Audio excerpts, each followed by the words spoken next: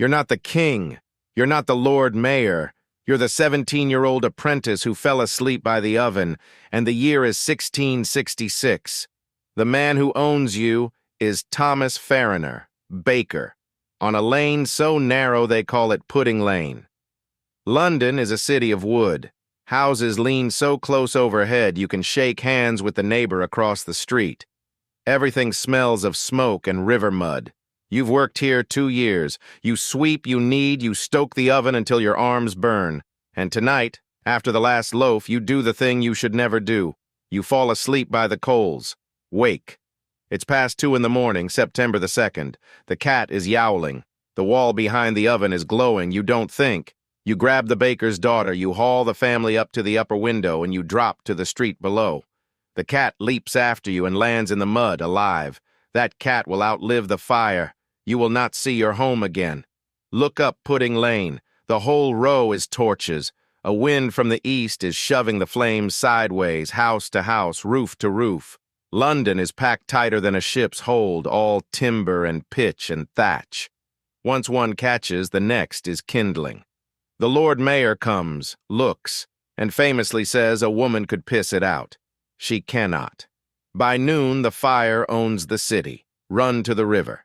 The Thames is packed with every boat that floats, loaded with people clutching what they can carry, a chair, a Bible, a crying child. You shove the baker's last good loaf into a cart and push. Behind you, St. Paul's Cathedral glows like a lantern. The lead on its roof is melting and running in rivers. No one can save it. 4 days, that's all it takes. When it ends, 13,000 houses are gone. 87 churches, the homes of 70,000 people, more than 3/4 of the city, smoked to the ground. The official death count says fewer than 10. Fewer than 10. A city burned to nothing, and almost no one died in the flames. Here is the part the paintings hide. 1 year before the fire, the Great Plague took London. The pestilence of 1665 killed somewhere near 100,000 people, a quarter of everyone who lived here, and it was still creeping through the poor lanes when the baker's oven caught. Rats, fleas.